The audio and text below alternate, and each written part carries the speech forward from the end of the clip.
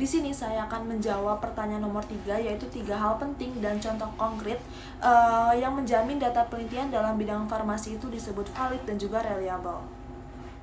Yang pertama yaitu reliable. Kita dapat mengatakan metode penelitian ini reliable apabila mencakup 3 hal. Yang pertama, konsistensi pengukuran sepanjang waktu. Artinya setelah kita berulang-ulang melakukan suatu pengukuran dengan metode yang berbeda, dengan metode yang sama dengan objek yang berbeda. Kayak misalnya saya mengukur suhu teman saya, terus suhunya ternyata 34 derajat Celcius. Terus habis itu saya ulang lagi mengukur suhunya dengan termometer, hasilnya 34 derajat Celcius. Lalu berulang-ulang dan hasil tetap sama, itu namanya reliable.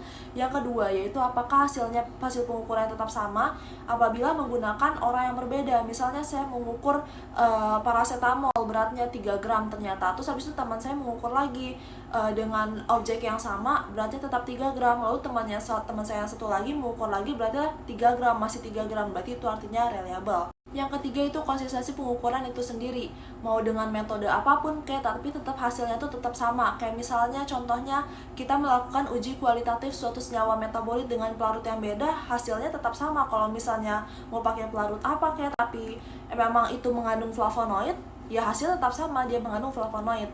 Terus yang kedua yaitu validitas. Suatu penelitian dikatakan valid apabila mencakup 3 hal ini.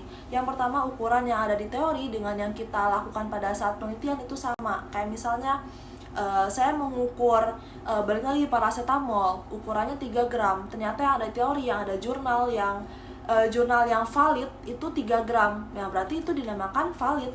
Terus yang kedua, sejauh mana pengukuran mencakup semua aspek dari konsep yang diukur.